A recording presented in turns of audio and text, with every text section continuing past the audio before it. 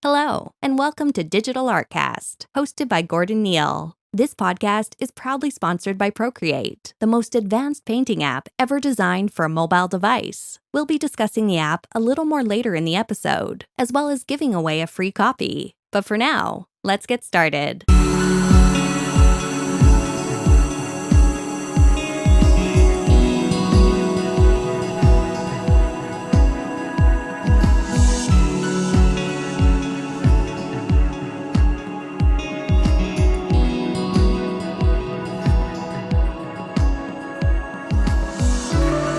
Hey everybody, and welcome back to another episode of Digital Artcast. This one coming shortly after the last, as they fall in sequence, and we have a returning guest to the podcast, someone who's not been here for a while. Introduce yourself, Mr. Guest. Hello, my name is Colin. So Colin, I am back from the sleep of the long. Okay, I was dead and now I'm alive. I have no idea what that accent was supposed to be, Colin. That was terrible. I don't either. I was just like, do something that's not my voice, and might or might not be funny. But yeah. Anyway, it sounded like it's Mia Mario thing. You getting in the start. Oh yes, Italian. They eat the sausages. Yeah. Anyway, okay. So yeah, Colin has returned after his long stay of working his ass off. LA Animation. Yep. And he's come to join us to have a little chat about what he's been doing for the last year, which sounds very exciting from what he's told me. And yeah, we're just going to have a general talk today. We haven't done that for a while. It's been mostly guests. The last couple of episodes have also been interviews. And they've all been pretty good, by the way. I've been listening. Yeah. And yeah, so yeah, well, great things happening with the podcast, and thanks everybody for their support. Colin, what have you been doing? What have I been doing? What have I not been doing? That's always my answer. There's a lot you've been doing. Yeah, like work has sort of changed into. Whoa! What the heck is that? I hear an ice cream truck. Colin's about to be captured by an ice cream truck driver. Oh my god, that's really loud. My window is closed. Jesus. All right.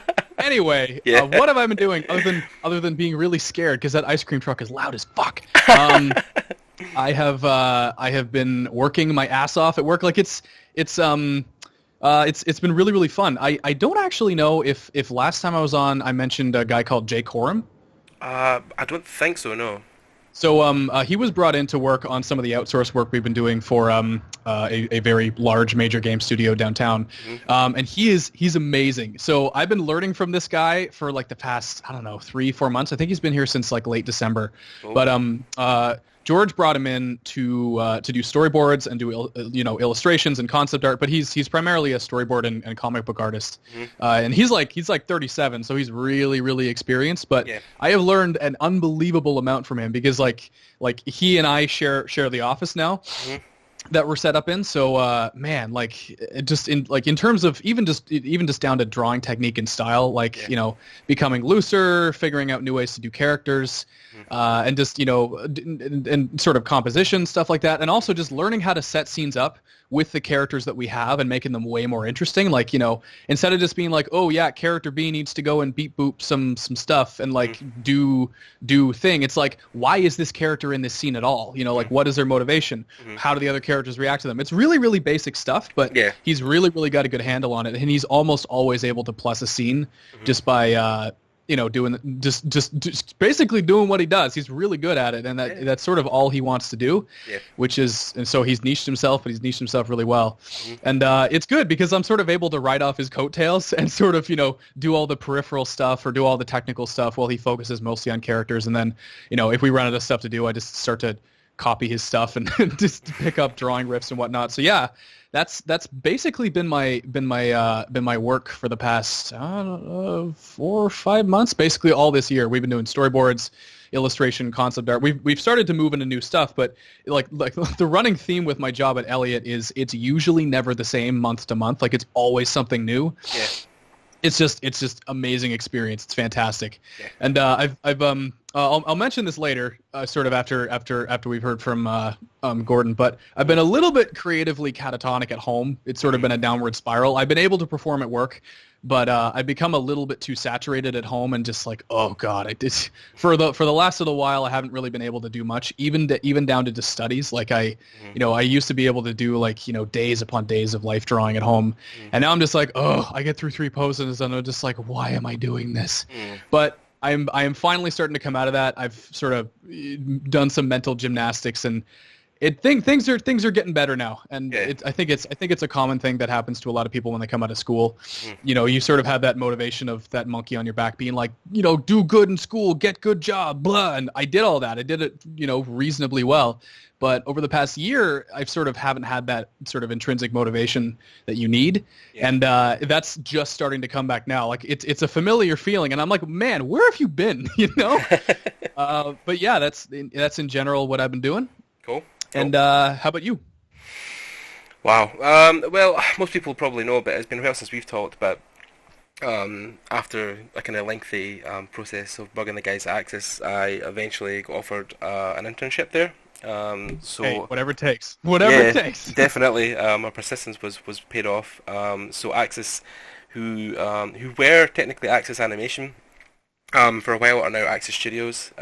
So they have kind of changed their whole mantra, where they were basically 3 separate studios. They were Axis Animation, they were Axis VFX, and they were Flaunt. So people who don't know, Axis Animation handle some of the more nitty-gritty zombie sci-fi stuff, so like Dead Island, Warhammer, Halo, and then Axis VFX are a VFX house, so they do production on stuff like Doctor Who, like TV shows down south for BBC, and then Flaunt are a company who focus on more children's orientated or cartoon stuff, like they done Lost in Oz for Amazon, and they'd done Monster High for Mattel last year, so they animated all of that. And the reason they had the 3 separate companies was because when the managing director was initially going out to shows, he was showing separate slides, or showing, sorry, kind of one show reel for like the whole company, where there was like parts that people would look at and go, oh, well, I like the cartoon stuff, but I don't like the action stuff, and people like, oh, I like the action stuff, I don't like the cartoon stuff. So they basically fractured the company into different prospects of work, and now they're trying to re-bring that under one umbrella. Right. So you're basically a whole bunch of companies under one umbrella, so you can service different kind of industries. Basically, yeah. So if Mattel come back to us, for work in the future, they would probably come to Flaunt. If 343 wanted to do more work with us, then obviously they'd come to Axis, and then BBC would obviously go to Axis VFX. But they're all under the blanket of Axis Studios. So yeah, that's then just rebranded. So that's pretty cool. Yeah, it's awesome. Like, I mean, and it's a great studio to work at. The guys I've been working under and doing stuff for have been great. Kind of show me the ropes of like how their pipeline works, how their rendering farms work, and how the kind of day-to-day stuff is when they're on schedules. Try to push stuff out for different clients. So there's a whole host of stuff that you learn just by sitting in a studio, just learning how people interact with each other, how they catch up in meetings, how they have their stand-ups, and they talk about their different daily tasks and stuff. So yeah, like a ton of stuff that you just wouldn't get with not being in a studio. If you're trying to do any kind of freelance stuff, there's an element to freelance, but studio work has its, especially like animation houses, they have a particular way of working, so probably similar to a lot of the George Elliott stuff. Axis. Yeah, it's a different industry, but it seems like it's a very similar kind of setup and process. Like it's a studio that takes on work from other studios, so it's technically boutique, but because of that, there's usually always work coming in. Yeah, definitely. I mean, there's a whole load of stuff. They're constantly pitching for. There's a lot of stuff just now they're looking to work on. All hush hush, obviously, but they try to fill or take on as much work as they possibly can to try and keep the studio pushing forward, because they've just recently increased very dramatically, took on a lot of different people, they've opened a new office, so they're growing exponentially since they started 10 years ago, from some of their first work they done way back. I mean, like one of the things they done years and years ago that people still talk about to this day was the original Dead Island trailer. Yep. Yeah, which is one of their biggest things that they've done. That's in like top 10 lists of best game trailer ever. Oh yeah, definitely. Like they've done, and even last year they done the Dead Island 2 trailer, the one that was revealed at E3, which was the guy jogging down the street and the chaos behind him and him slowly turning into a zombie. Yeah, so that was one of their final moments. And of course they done the Warhammer Dawn of War trailer last year for E3 as well. Which was also badass. Yeah. Some people would argue it's the best part of the game. I actually didn't mind the game itself, but Yeah. that trailer was it's almost kind of it's sort of in their style too, like they're sort of their type of storytelling. Yeah, definitely. It was a big project for them. But they've tackled so many, like, stuff you didn't even think about. And then the first Halo 5 reveal, I think they done, the one where the Chief's walking through the desert with the hood thing on and the big robot thing comes out of the sand and people... Oh yeah, the thing that they should have just totally based the whole game around and then they just forgot about. Yeah, basically. So that was an Access project, so they done that. That's so cool. Holy shit. Yeah. So man, they worked on like all the things I like. Yeah, definitely. Like even one of the best ones I saw before I joined there was the Halo 5 Guardians, the initial sequence where they jump out the back of the Pelican and then like run down the hill and like there's this whole sequence of them like the Spartans like shooting people and killing things. Yeah. And, that was all them. So that was what sold everybody on that game, and then the game came out and people had opinions, but that trailer alone was like was quite good. Yeah, and it's awesome though again because you get to go behind the scenes and see how they used the initial mocap stuff to plot and the kind of movements of the guys and how they animated that and working with the guys over at 343. So yeah, it was how much awesome. Work you have to do like to that mocap to make it sort of usable for the final. Yeah, definitely. Taking the raw data and then transferring it into action sequences. But yeah, so it's been great. I've learned so much and that's what happens when you go to a studio. Like as soon as you're in there and as long as you're sort of even vaguely involved in production or around it, like you're gonna learn stuff no matter what. Oh yeah, definitely. I mean, it's been great.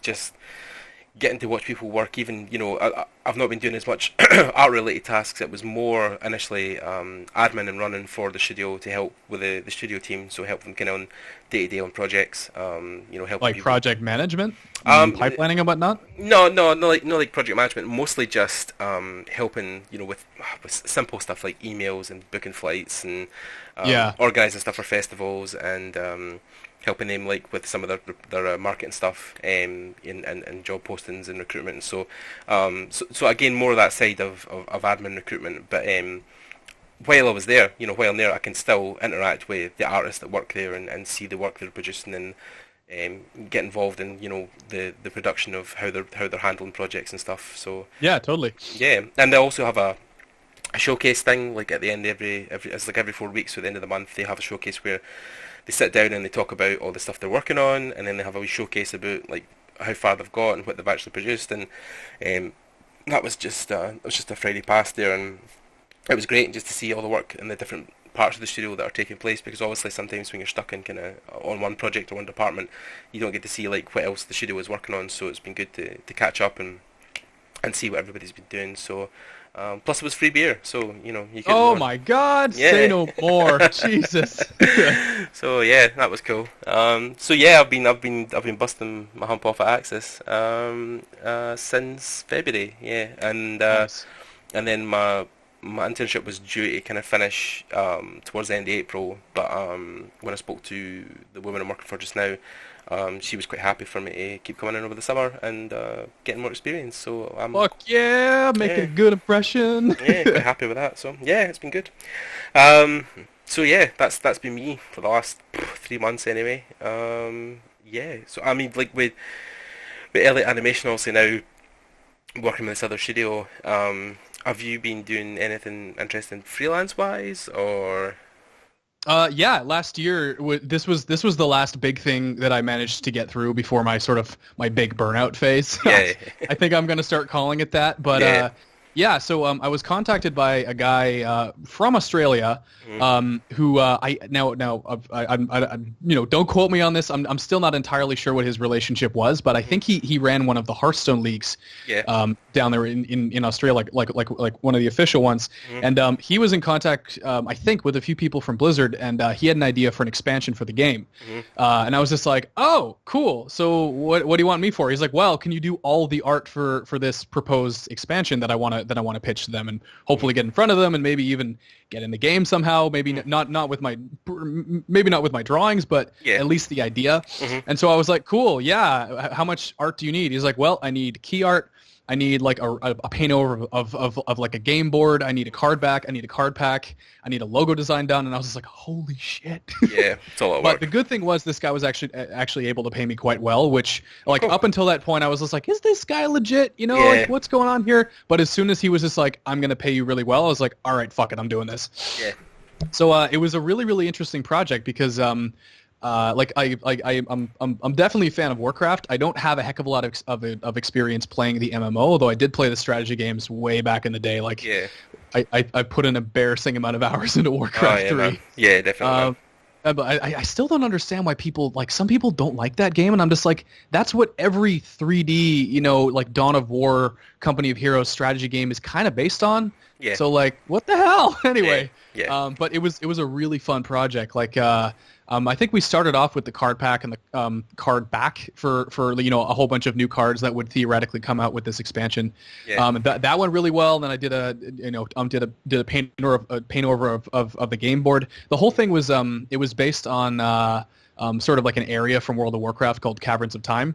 And he actually didn't expect me to go and watch an entire, you know, let's play of this area and all of the dungeons and quests, you know, that take place there, but I did. So I had a decent understanding of, you know, what the general feel and theme of this thing was. So I did that, and he was just like, whoa, cool. And I was sort of on the same page at that, you know, after that point of, you know, what it was. And then I took a short break because I had some other freelance stuff come up, which also went pretty well. Yeah. And then I came back and I did like this huge, you know, massive key art painting with a whole bunch of Warcraft characters. There was Thrall, there was Manaroth, there was like 3 or 4 others, and it was sort of like also storytelling. Like the 2 big dragons of this area have like mind controlled some, you know, classic Warcraft heroes and making them fight each other. That was kind of the story of this particular expansion. But that was really awesome. And I don't know if it's gotten in front of the guys he knows at Blizzard yet, but hopefully it has. He was working on a write-up sort of the entire thing to submit along with all the art, and so I mean hopefully it's big and impressive enough to sort of catch their eye and be like, hey, maybe let's make yet another expansion for Hearthstone, because they've been coming out with those like crazy. Yeah, I mean, like, it's probably getting to the point kind of similar to Overwatch where they're trying to push out new content more or less every month, but I know the Hearthstone sometimes comes in kind of quarters or you know, thirds, so it depends, you know, like 3 or 4 times of the year they'll launch a new kind of season. I know they just came into one just now, which I can't remember, it's something to do with dinosaurs, but yeah, basically, yeah, they've changed that again. But the Overwatch team are probably the most worked one because they try to push something every month.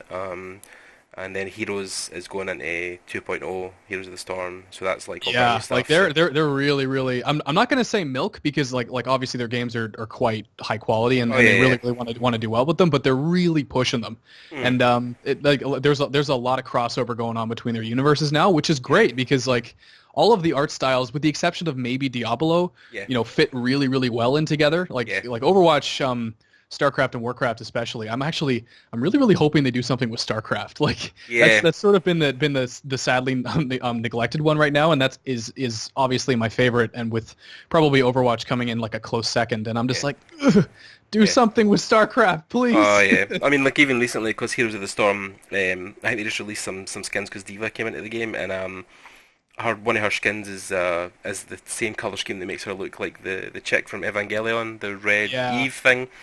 And I was like, holy shit. And then they've got like a whole cross promotion thing. Like if you played so many games in Heroes of the Storm, you got a Diva unlock skin and Overwatch, and then there was the Genji thing as well. So yeah, they have a good cross platform thing where they try to mix the games in amongst each other. So yeah, it's really it's like for people that play a lot of those of those games, it's really good incentive to, like, if you're a big Overwatch fan but you haven't played a lot of Heroes of the Storm, you might wanna, because like then you can get more shit for Overwatch. Like it's actually a really, really well thought out marketing strategy. Yeah, definitely. And then also unlock stuff in Heroes as well. And then they recently just had the push as well, where when Heroes 2.0 launched, if you logged in straight after the launch, you got 20 heroes for free, which is like a shitload of heroes. So That's a lot, yeah. yeah, Considering there's only like 50 or 60 in the game, that's like a third of like stuff that you would have to pay for just unlocked right there. Basically. So that was really cool. So so yeah, no, I'm really impressed with Blizzard recently. They've been making some massive strides into pushing their content further and further. But I think Heroes and Overwatch have been a big push because with the micromanagement scheme they have set up for loot crate skins and other cosmetic stuff, that probably is their biggest money maker. I mean, there was a statistic of something like loot crates opened in the last update they had for Overwatch, which was the oh god, I forget. It was the Omni Crisis or something like that. It was where the yeah. I want to see more of that shit. Like really, yeah. They need to do more story stuff with that universe because like you can tell it's there, but they just I don't know what their plan is with that. You know? Well, like it is there because if you watch the documentary about they took on the project where they're making the MMO and then that basically fell apart. I think they have a lot of stuff written already for that. That's going to fall into line with Overwatch. So yeah, it's definitely going to be there. But even then, I was saying, even just for that small, I think 2-3 week event, it was something like 815 million loot crates were opened. Whoa! Yeah, and if you think of that, money wise per crate, I mean that's a shit ton of money. That's a lot of cash. Even if people are cashing in like a coupon every now and then, or like a promo code or something, like that's. They're making bank, and I think and this is just a theory, but what may have happened with Overwatch is with that MMO crash, I'm assuming they were able to save some of the story stuff for that, but maybe, in order to prove that the game was still a viable thing, they may have been forced just to come up with a multiplayer component and kind of nix the story for a while, similar to how Battlefront was handled. Yeah. And then maybe sometime in the future, like how Battlefront is being handled, they might come in and be like, here's like a kick-ass story thing that you guys were asking for and wanted from this thing because it's awesome. And then 4 years later, everyone's happy. Yeah, basically. And then Jeff Kaplan's been one of the driving forces behind the game, who came originally from designing Dungeons and Warcraft, and he, I think, since Chris left, has been trying to hold the reins of the whole company since Overwatch is like their baby now. It's the biggest pusher for cash and for income for players, and they've just capped they've just hit like over 30 million players. So. Yeah. They're 3 times now, obviously, what Warcraft was, but obviously Warcraft is Warcraft was in the day, and that was like at the time that was the biggest thing ever. Because their biggest, I think at their peak, 10 million was their biggest player base, and for 3 times that in Overwatch, constantly playing, it's a big deal, and especially because it's only a multiplayer game, and there's 15 heroes, and like the game itself is fantastic, but really the way they've been handling the marketing is. I can point to that and say that's why. Yeah, definitely. I mean, it's definitely it's more accessible for everybody to jump into, and it's got a greater, more expandable universe, and the heroes are all identifiable, and then individuals, so you can pick your own one and have a favorite, and the loot crate system, the cosmetic stuff, the events, the competitive. They're basically laying the groundwork for if you want someone to be popular, do this. Yeah, basically. I mean, and MOBAs have been such a big thing in the last couple of years that they were just a lot of people say, they ripped off Team Fortress 2, and I'm like, well, Team Fortress 2 ripped off stuff from Counter-Strike, and then Counter-Strike ripped off for this and that. So I mean, everybody copies everybody, but I think Overwatch. I would call it more of just the next iteration of something and more modernized and whatnot. Yeah. I mean, it's almost like Blizzard have that. I don't know how to describe it, but they have that kind of Disney vibe where it's so family friendly and everybody can get behind it and everybody can incorporate it into the game because it's all identifiable. It's and the way the stuff's drawn, obviously, as well, it's very cartoony, it's very stylized. Yeah, you know what, actually, I may have even mentioned this on the podcast before, or I was talking with someone else about this, but maybe on the podcast. Yeah. I remember people online were being like, oh yeah, they ripped off Team Fortress because it's also cartoony, and I'm just well, actually, Team Fortress 2 is based on Golden Age illustration, and Overwatch, if you know anything about art at all, you would know that it's based on original Street Fighter 2D comic stuff. It's based on something totally different. And superficially they're both cartoony, but if you look for longer than 5 seconds, you'll recognize that they're vastly different. Yeah, definitely. Especially because the base game initially was supposed to be Titan, and then when that fell through, the shooting mechanic, MOBA stuff was the backup basically. But the whole game design just made everything work, and the fact that it does stuff like it forces teamwork constantly. There's no team deathmatch. There's no kill count. It's all objective based gameplays. So you're either pushing the cart or taking objective points, or holding positions. So yeah, it's all stuff that forces you to work together and not focus on just one or two people. So yeah, I mean, getting the kill streaks in the AC 130. oh god, I get the twitching every time I hear that kind of stuff. So yeah. So the Overwatch project was awesome anyway. I take it. Another Overwatch, the Hearthstone. There we go. Yeah, right. The Hearthstone thing, it ended really well. Like, I got paid, it was all good. I haven't heard much since then, and it's been a while since it was completed. But yeah, it was fun. It was I guess I'd call it my first solid illustration freelance project. And actually, there was an NDA on it. I wasn't able to show it until like really late April, which is the only reason that I posted it recently. But yeah, it was super fun. It was really legit. It turned out really well, and I was happy with it. And are you still producing content with 3D Motif as well? Is that still something you want to do? Or they offered me another tutorial, and sort of the way they do things is as they become more familiar with authors, they start to pay them more for each module. Yeah. So that is probably going to be coming up in the future fairly soon for me. Like it's basically up to me to go to them and be like, okay, let's do another one. Yeah. But yeah, like the next one for me, I actually don't know what the next one's going to be in terms of like, what it is. Yeah. Like, I don't know. That's more up to them. Mm-hmm. But that's definitely in the cards. Yeah, cool. Oh, well, there you go. So I mean, so you've done Freelance, you've done George Eliot, and then you were saying obviously through the very productive year you've had, you basically burnt out your system and were running on fumes. I think to call it burnout and to call it like I called it burnout. I called it a nervous breakdown. That's kind of a disservice to both of those things. Like I'm not really burned out. Yeah. It's more like I'm not lethargic. I can work out. In fact, workouts are the only thing that get me through the day. Like I'm looking towards the next workout being like, okay, let's do it. But that's actually how I control, what little anxiety and possibly depression I have. But like, you go to a workout and you burn through so much energy that you don't even have the energy to feel those things, and then everything's cool, and like your body thanks you, and your heart thanks you too. But yeah, I think I'd call it more creative burnout rather than just overall body shutting down, can't do it. Like it's more internal, mental kind of thing. Yeah.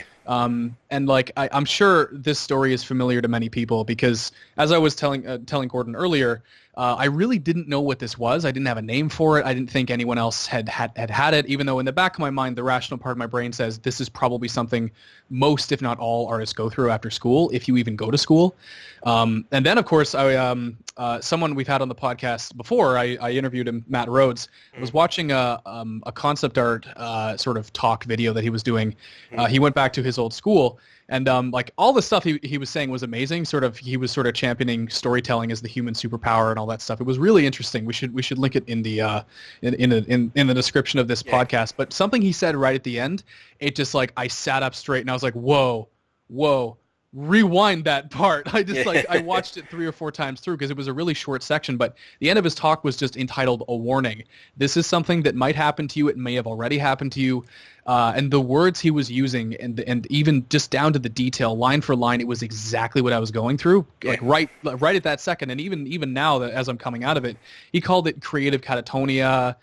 Like he was able to perform at work because that's kind of the thin red line you don't cross. Like you either perform at work or you get out, Like you got to go there and do your work. You got to draw, otherwise you're done. Yeah. But at home, he was just like, I can't. I think this happened about 5 years ago for him, but I don't know how long it was. But it was a few weeks, maybe even a few months that he just couldn't do stuff. Yeah. And like he was asking his artist friends, like what the hell's wrong with me? Why can't I draw?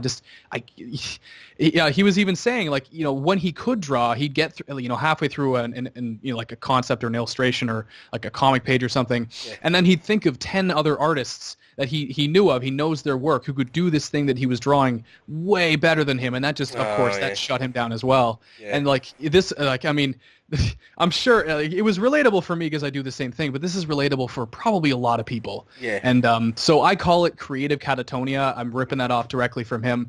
And his solution to the problem actually came from his wife, which should have been the first person he asked because your life partner probably knows you best. Yeah. And he asked her, and her immediate answer was, "You're oversaturated. Like like this, it's obvious what's happened to you." Yeah. And he was just like, "Oh. Well, what the shit does that mean?" And she was just like, do other stuff. You have to do other stuff. So they ended up going on like a husband and wife retreat, hike for a couple of days. he started, branching out, doing other stuff other than drawing. I mean, he'd obviously been doing that stuff before, but he really focused on it.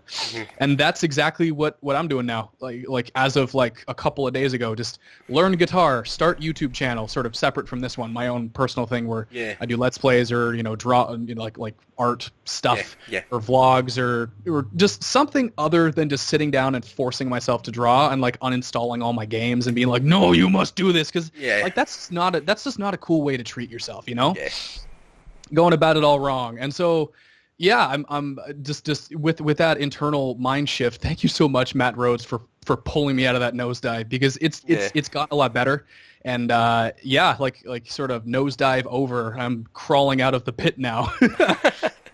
No, I think it's it really comes down to what I've said about a lot of people I've met, and a lot of my kind of mantra of life is that life is all about balance, and the less equilibrium you have within your daily structure, then the harder it is to keep yourself motivated, keep yourself going. I definitely think that you don't need to sit for 10 hours a day and draw, or 10 hours a day and play games, but there has to be an in-between, basically. You got to have variety. You can't just do one thing. Yeah, definitely. You've got to try and find something that keeps you going outside of your art, because I know guys in the industry who, as soon as they get home, they don't draw, they don't do any kind of studies or anything. They just they chill, or they go hiking, or they watch a film. They just try to switch their brain off for the day and come back to the next day fresh. So everybody's got a different process for it. There are some people who can come home and do stuff at night, but it just depends. That was actually what was really killing me, because one of the worst things to do when you're in the state that I was in was like scroll through Instagram or go on like a Facebook art group, because you look at all these people who are doing stuff that it clearly isn't for a project, like it's on their own time, and I'm just like, how the fuck are these people finding the motivation to do this, or even the discipline? Like I'm a big motivation discipline over motivation guy, but I was sort of in a place where I was just like, I don't know, like how are these people doing this? Like, forget about the quality. Just how are you even forcing yourself to do this? And I think just like the mindset of that kind of thinking is all wrong. They're not forcing themselves to do it. They're clearly in a place of, as you say, good balance, where they've sort of done all their other stuff and they're like, okay, cool, time to draw, and then they just draw something, and it just flows out of them. And I'm kind of one of those people where I'm really, really project oriented. Like if I do something, it's got to be for something, even if it's bullshit, Yeah, basically. And so for example, like whenever I play video games, it's usually kind of a guilt trip the whole time. Like, and it actually eats into the fun of playing video games. And so I have jumped through a whole bunch of mental gymnastics now, where once I have my YouTube channel set up, if I play a game, it gets turned into a Let's Play. So like I'm still spending the time on games, something I like doing, but it's quote unquote for something, so I don't feel nearly as guilty. And there you go. Like sometimes you just gotta bullshit yourself into having fun, I guess. Yeah, definitely. I mean, I would definitely say, maybe I'm just really, really overthinking it, but that's kind of me. That's my personality. So I think a lot of the people I've met in this industry are the same way, basically, and a lot of overthinkers, a lot of people who just think about the worst case situation all at the time, or are very down on themselves because of their artwork. I've said it before a lot of times on my personal Facebook, where people can see, because there's a lot of artists on my Facebook, and I talk about how it's such an epidemic with this industry, where just like people are constantly down on themselves, are constantly comparing themselves to everybody else, are constantly never satisfied with their work, are constantly thinking they can do better, who don't want to, have fun in an essence because they feel like it's a guilty pleasure, because, they should be doing work. It's such an easy trap to fall into. Like you don't even know what's happening. It feels like a natural thought that's going through your head, which is actually horribly toxic, and you shouldn't be thinking that. Like, I think one of the big takeaways from this is it's like recognizing that you're going a bit insane is the first step to pulling yourself out of it. So once you kind of once you know what you're going through, and you're like, okay, other people have dealt with this before, this isn't even that dissimilar to what every other artist has felt. Your problems are not actually that unique, and fucking get over it and move on and start to fix it. Don't just sit there and wallow. Yeah, basically. Yeah, it's definitely, even some of the bigger guys I've seen, I don't want to also name names, but there's people I look up to or people I know who are very big artists. I have seen, because I'm lucky enough to have them on Facebook, and they've talked openly about problems they're having with depression, anxiety, or just motivation just not to work. And so, from people like, at my level all the way up to people who are, industry leading, artists, everybody experiences it because we're all human at the end of the day. We all... Unfortunately. Yeah. There's no androids kicking about just now that are making artwork, but yeah. You know what? Being human is also one of the best things ever because that's all we know. Yeah, basically. Yeah. So I mean, like, it would definitely be a thing. I would say that there's got to be with that. There's got to be balance. You don't kill yourself doing work. You don't kill yourself doing nothing. Also, the thing about balance is balance is like overall a rule that everyone should probably at least consider, but it's different for everybody. Like people like different things. People have different energy levels. Yeah. People just gravitate naturally towards one thing or the other. So just like you when if you're going through something like this, I'm talking to you, listener, instead of you, Gordon. But like. Just when we say balance, we don't actually mean anything specific. It's got to be something that you have to figure out on your own, and like that's just kind of the way life is overall. I think it's just a thing where, especially a lot of the guys I'm speaking with, or the guys I know in the industry, because the industry is so new.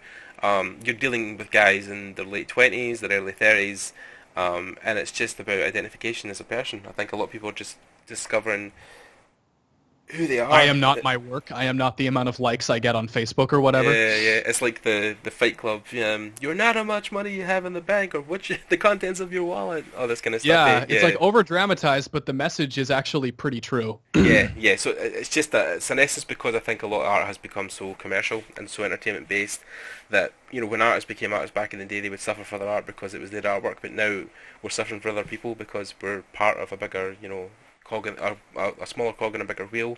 So as much as you do art, you're always doing it for somebody else, and it's not actually your vision, which again comes back for a millionth time about personal projects and how people always really should try and have one because then that artwork is yours, it's for your project, it's not anybody else's. So you got to be careful with it, make sure no one steals your IP. But yeah, like I can say from experience, whenever I'm working on my own thing and I have enough time to do it and I have the motivation to do it just because like it needs to be done. Yeah.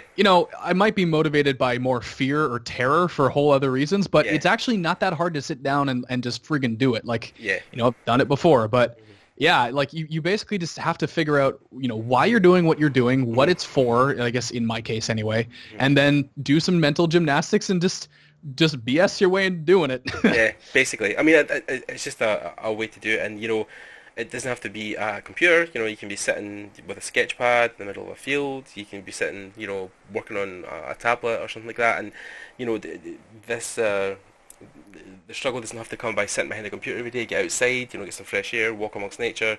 Especially because your brain processes and percolates ideas way better when you're outside, you're getting exercise, you're doing something that has nothing to do with whatever you're stressing over. Like your brain will come up with good shit provided you're like you sort of exercised your creative muscles enough to allow yourself to do that. Like that stuff is more important than I realized, and a lot of people probably realize. Yeah, definitely. And if you're thinking about going outside and you happen to have an iPad or some kind of mobile device, that is the most beautiful segue. Oh, awesome. It's like I had that planned or something. Yeah. So you could be using Procreate. Oh my God. Yeah. That was. Oh, my respect level for you has gone up a little bit. Beautiful. So, with a kind of recurring theme now in these episodes, we'll take a moment to thank our sponsor and Digital Artcast, which is Procreate. Procreate, if you don't know, it's an Apple design award-winning digital painting and illustration solution, and it's exclusively for iOS. So Procreate allows you to create professional grade artwork wherever you are, with advanced dual texture brush engine, a robust layering system, a groundbreaking canvas solution, and it's all for $5.99. So that's obviously in pounds across in the UK, but I think it's kind of similar in the States and Canada. Yeah. You can find Procreate through the App Store on your iPad, or you can go to procreate.com. Procreate, obviously, guys have probably already heard or have announced that Procreate is now sponsoring the podcast. So thanks to the Procreate team for doing that for us. It's great to be working with them. So I mean, Procreate, Colin, you've used it sparingly, but you did say Very, you very had. briefly, but in Yeah. that time it made an impression, like, for sure. Yeah. Yeah, definitely. And you were saying at the time also it was one of the Buzzard guys who'd actually showed you the app. Was it John? Yeah, yeah. I was I think it was John Polidor. I was at Edge Control. He basically just left his iPad on the table. He's like, "Yep, go for it." and Procreate, for me has a ton of stuff that I've been using since I kind of downloaded the app about a year and a half, 2 years ago. And I think the good thing about Procreate is that it kind of removes the need sometimes for a keyboard, because obviously with a lot of paint-based apps that you'll use, you'll need your keyboard shortcuts at the side. Specifically, one keyboard shortcut. Yeah, to undo. That keyboard shortcut. Yeah. Which on Procreate is great as well, actually, because you just tap with two fingers and it undoes the last move you made. So it's even more intuitive. You're not actually pressing a key. You can go from physically holding your stylus to just tapping two fingers on the screen and going back. So That's actually what really, really sort of drew me in. Like the other time I had the opportunity just to use it. It wasn't on JP's iPad. This was a little bit later. I can't remember whose device I was using. Yeah. But like I actually figured that out on my own because I was tapping it because I was just like, oh my God, this is so awesome. And then a line disappeared and I was just like, whoa, holy crap, this is like the future or something. Yeah, man. Yeah, like some kind And it also has that really, really awesome sort of like recording, and sort of you can like draw a thing and then it records it, and then you can post it as like a video or a GIF. That's also really cool. Yeah, basically, so you can time lapse the whole thing and then push it Right, back out. that's it, yeah. Yeah, but you can actually record up to 4K. So like the tablet itself like goes well beyond your 1080p settings or 720 or whatever. You can record the whole video in 4K if you want to push it back to a high resolution screen, or whatever you want to do later with it. But yeah, that was amazing for me. Even their canvas setting, the fact that you can get 4K canvases, but you can actually also get 16K canvases. So it's Jesus. like, yeah. So I mean, I'm surprised it doesn't leave the iPad in like just a smoking pile on the floor. Holy Yeah. crap!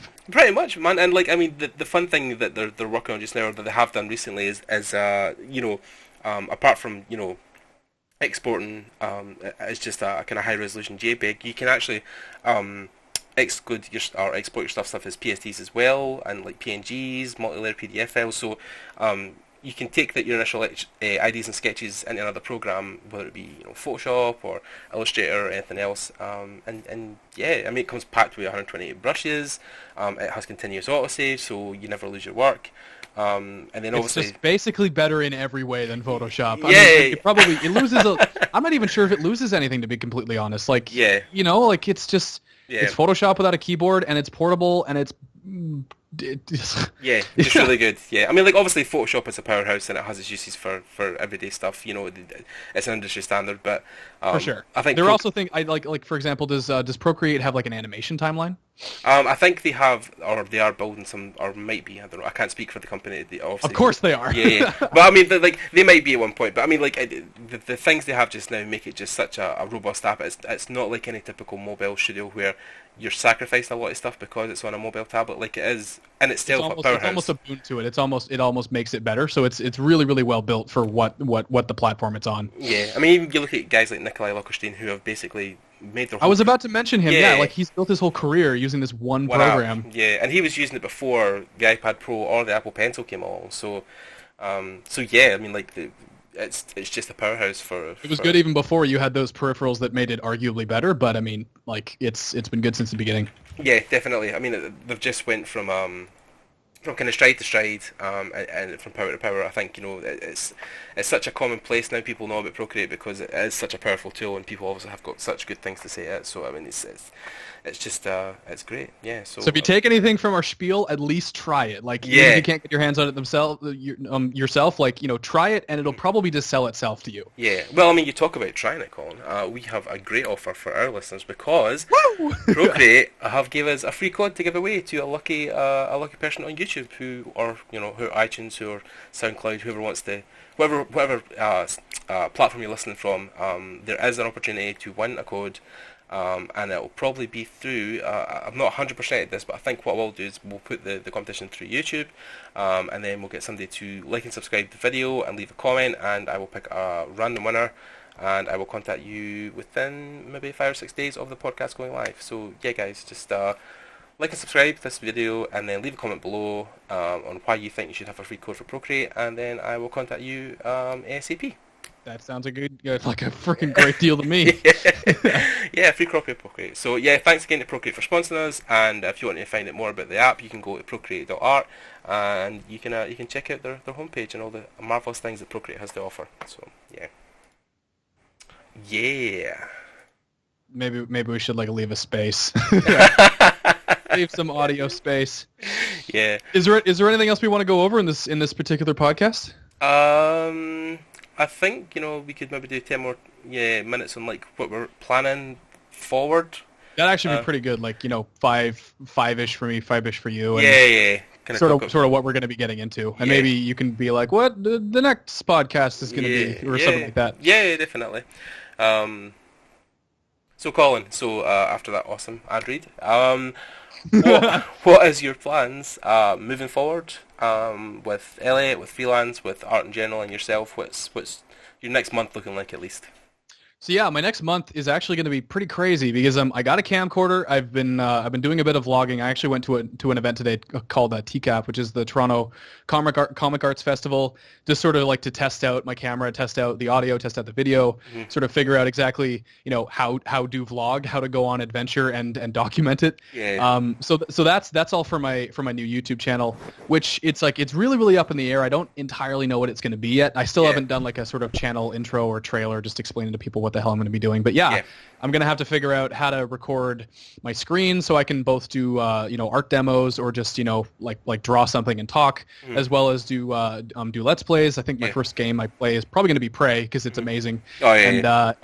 One thing I really want to focus on with the channel is I love old games, but just in the phase where it's growing and where I want to sort of gather people and I guess form a community, probably play recent games or games that are currently really, really awesome and out there. Yeah. And if it's a game like Pokemon Go, for example, if the next iteration of that comes out, then, combine Let's Play with vlog and go out with a friend and just, catch Pokemon or do whatever, like augmented reality thing happens to be in the game. So there's lots of stuff that you can do with the YouTube channel, but it is a lot of figuring out. It's a lot of, and not only figuring out the technical side, but what's sort of the image and persona that you want to project to people, and what, I mean, I don't want to play a character, but I do sort of need to get comfortable in front of a camera and all that stuff. It's just a lot of stumbling and being like, holy shit, what's going on? It's also a lot of ripping off other YouTubers who do it really well. I've been looking at a lot of Jake Parker's videos, a lot of Casey Neistat, a lot of even the Outside Xbox and Outside Extra guys. They do sort of that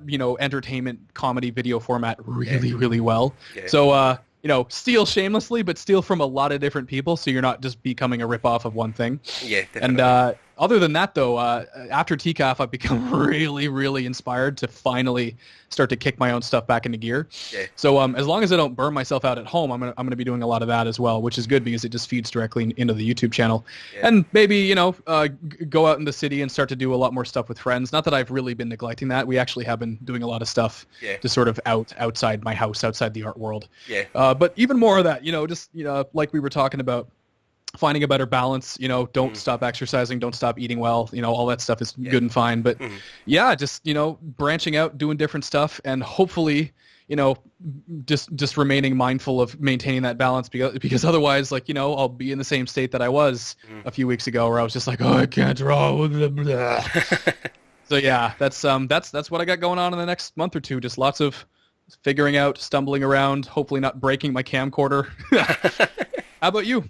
Kind of a low period, but a quieter period for me just now because university just wrapped. So that's right. Yeah, congratulations. Yeah, my handings are just done. So I'm going back in September for my honours. Sure. But my third year's done, so I have my degree. So I've got the hardest bit done. But got the piece of paper. Yeah, I got the piece of paper. So I'm just focusing on Access just now. I'm in there 2 days a week. One day where I'm doing tasks for the studio team, and the second day I've kind of wrangled an art day, so I get to go in there and sketch and draw and paint and stuff amongst the other guys in the studio, which is kind of cool because it means that I've got a more creative atmosphere, I think, when I'm in there. So it will inspire me to do better work, I hope. It'll inspire you, it'll motivate you, and you'll also just learn by osmosis too. Yeah, definitely. Just in there just 2 days a week, and then trying to do some tutorials over summer, get a lot better, so that'll go back. 3D or 2D? What are you going to focus on? Well, 2D is my main thing that I want to do, but 3D obviously I need to try and build up as well because my fourth year will be dominated by the 3D side of it. But obviously now with concept and with a lot of different map paint stuff, 3D plays into a lot of stuff because obviously It's almost kind of the same thing. yeah, pretty much. Even if it's only the start of the process, like yeah, you don't got to worry about perspective if you got like an AutoCAD sort of whatever thing, and then you just start to slap stuff over top. yeah. Even with Maya, you can build a scene, in about 10-15 minutes and fire some basic textures and lighting, and then you're good Go to from go. there. Yeah, pretty much. So yeah, so kind of both. But I'm putting more emphasis on 2D. I've been doing a lot of Scott Robertson stuff again. Going through his book, and then a lot of Jake Parker stuff, and then a lot of Rake stuff, and Jesus, John Paul Dory, a lot of Mark Burnett stuff. So yeah, just trying to learn as much as I can, as quick as I can, basically, until I go back in September, and then I'm hoping by next April. The plan is obviously to try and get out of university and then possibly go work at Axis. I don't know. That'll be a kind of a long shot to see if I can land straight from university into there because it's such a big shit. Well, it's a much shorter shot than like, going to another cold studio where you've never been before. Like Yeah. you've at least formed relationships with people at Axis, and Yeah. you might be able to wrangle a job just because of what you've done, up until now. Yeah. Well, I'm hoping that's the case, but I still have to prove myself art-wise. If I'm wanting an art-related job anyway, and my portfolio needs to be better. So yeah, so that's the summer plan is basically. So basically, what you were doing at your third year internship, where you were at an internship, you were over summer, you were going from third year to fourth year, and you were trying to make your style and find your identity as an artist. So yeah, which is still ongoing, but actually, yeah, that 30, it does sound kind of similar because like at the internship, I'd go paint for 8 hours, come home, Yeah. and then just work on sort of concept or preparatory stuff for fourth year. Yeah. And so it was like that's kind of the state that I wanted to be in a little while ago, but no, I can't maintain that anymore. But yeah, like if you spend the whole summer, going to work, do art, come home, do more art, or probably more learning art, but even so. Just that's a really, really sort of good way to spend a summer, as long as again you maintain the balance we're talking about. Yeah, well, I've just invested in a new bike, so I'm going to be out more and more, and I've been doing a thing across here. I think it's actually worldwide, but we do have it in Scotland. It's called Slimming World, so it's yeah, that kind of diet-based thing. So I've managed to shift a couple of stone off that already. So. Fitting better into my clothes, looking a bit more healthy, so the bike has come along at a good time where it's summer, the weather's quite decent, so I'm going to be getting out and hitting a couple of trails and just trying to get far. So yeah. Nice. Yeah, that's very good. And yeah, that'll be me till summer. And of course I am hitting industry workshops in September. Fucking sweet. Oh shit. Tickets for that. Are they still are they still on sale? I think so. I'll need to double check with you. I'll maybe get a hold of my pal Daniel and ask him what's happening, and then yeah, we'll find out. Because if you get across, that'd be cool. Actually, yeah, it's in that would be amazing. Because it's been on my list, but I'm just like you just reminded me of it now. I'm almost like, oh god, shit, am I too late? No, it's in September, so I think there is still tickets. So yeah, I'll keep you informed. But yeah, guys, if you haven't checked that out, check out Industry Workshops in London.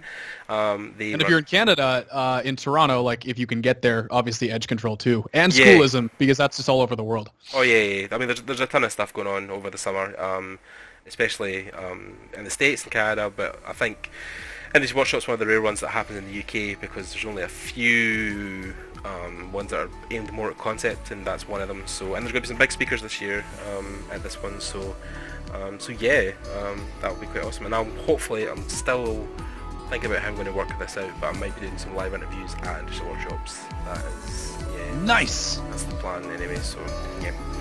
Anyway, okay guys, that's been awesome. Thank you very much, Colin, for joining me again. Woo! No problem. Yeah.